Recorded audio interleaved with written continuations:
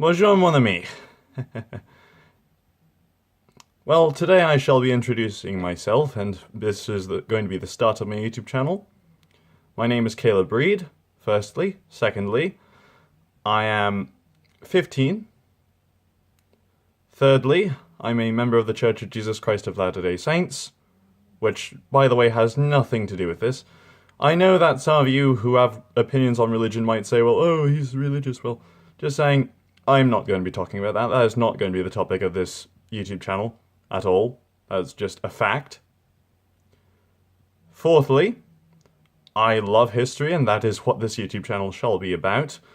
And depending on what you vote on in the comments, or what you want, or what you would like to see, I shall indeed do my best to research, and then give it back to you as best I can.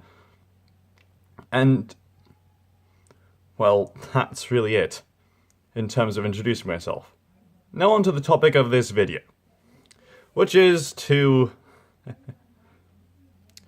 clear up some misconceptions that I hear all the time. And I mean literally all the time.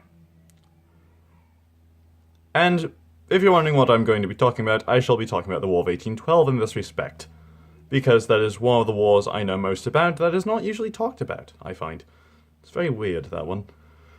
However, that's probably because very few people know about it. Well, for one thing, if you're Canadian, you probably know about it, and if you're American, you probably know a little bit about it, but in history class, they probably skim over it. And, of course, for good reason.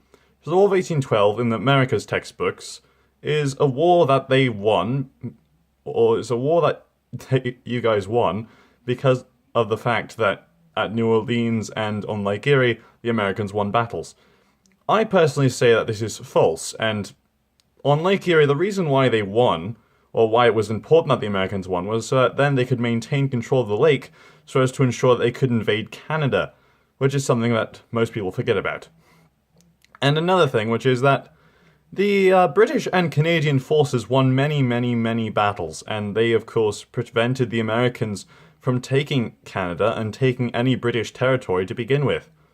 And the reason why the British didn't take any territory at the end of the war is because they were afraid Russia and Prussia would go, hey, wait a sec! You get to take an entire continent for yourselves? Heh heh heh, well, we're going to do the same to Europe. Because the British were indeed afraid that they might do that to France, and they might partition France between them. So, in order to ensure peace, and in order to ensure that there's no more Napoleonic Wars, or there's no more very big wars in Europe for the next century, they wanted to ensure that that did not happen. And so there you go. So that's misconception number one out of the way, which is Americans, no, you did not, win. In fact, no one really won.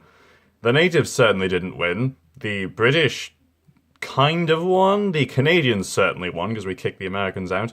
The Americans kind of won, because of the fact that the Americans secured their independence and Britain would no longer trifle in their affairs, but to be quite honest, in terms of the whole impressment of sailors, the British did that to themselves for a pretty darn long time, which is why they took basically what were essentially British sailors serving on American ships.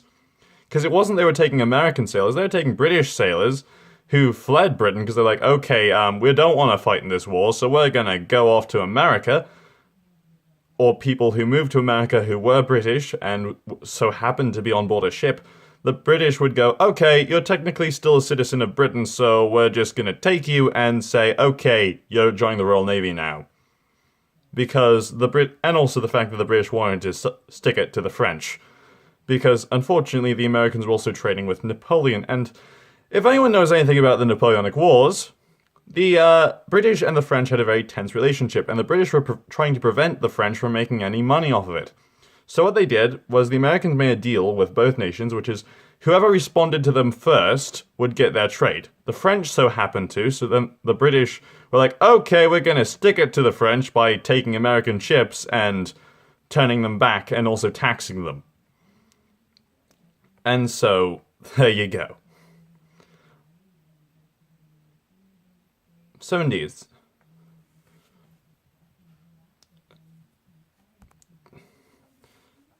Sorry about that. Silly messages. But anyway, so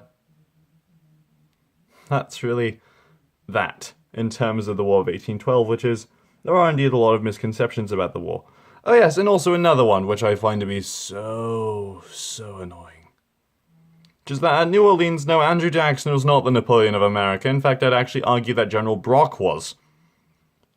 Because Andrew Jackson was more like the Wellington of America, because the fact that he wasn't a military genius, to be precise. He was a good leader. He was kind of like a George Washington kind of figure. He inspired his men.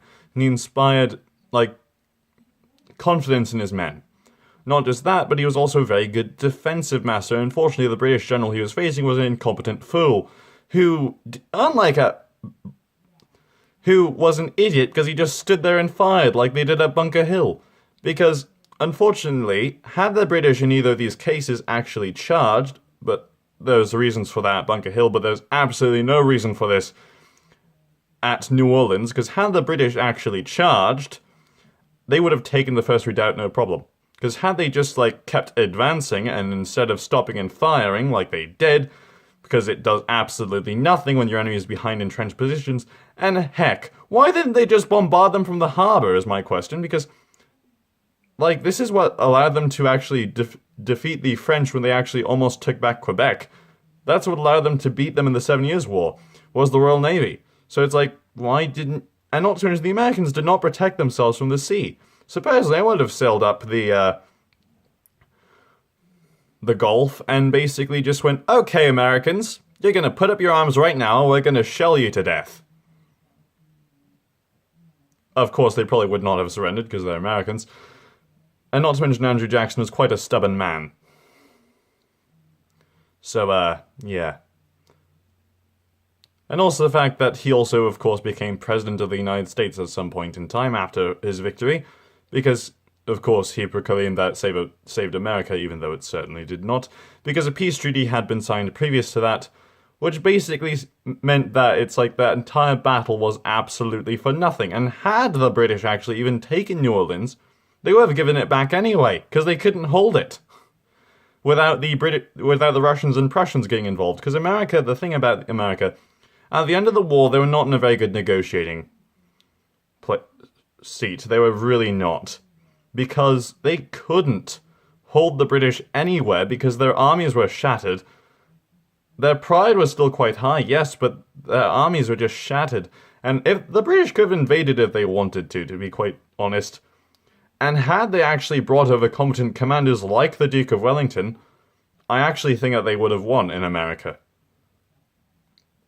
It is my firm belief, had they brought over competent, aggressive military commanders, like the Duke of Wellington, who well indeed was a good defensive master, he was also a very good aggressive master, as in he knew where to attack and when.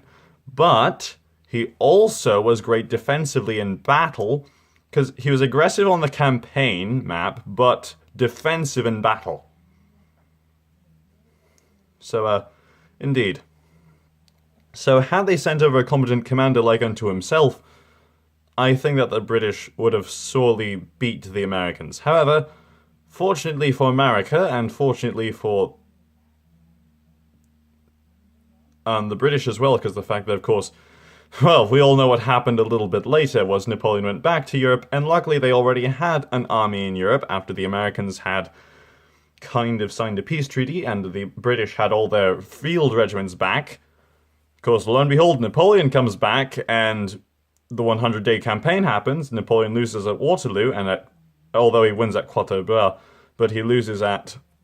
And he also wins at Langley, but he loses, of course, at Waterloo. And if I'm pronouncing Langley wrong, please tell me how to pronounce it. I do not know. Pretty sure it's Langley. Pretty sure. Could be quite wrong in that respect. So, yeah.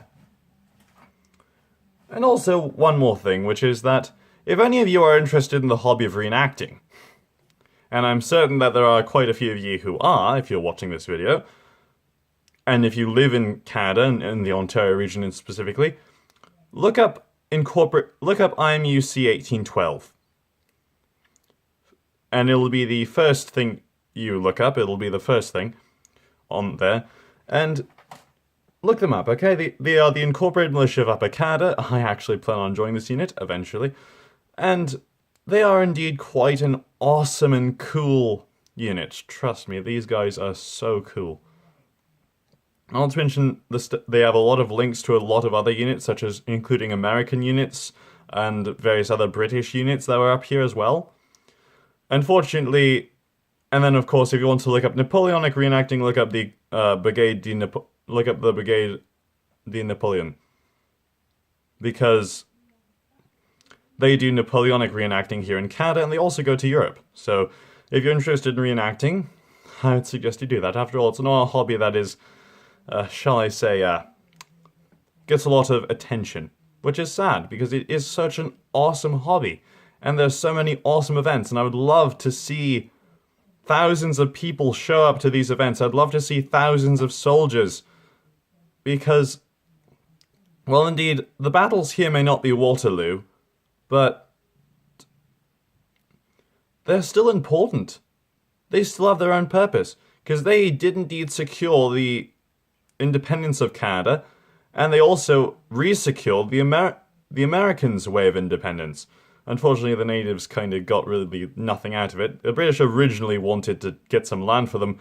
Unfortunately, the problem was, again, they couldn't take anything without threatening Russia and Prussia doing anything extra on top of them already beating Napoleon. So, therefore, please go check them out, and now I bid you adieu.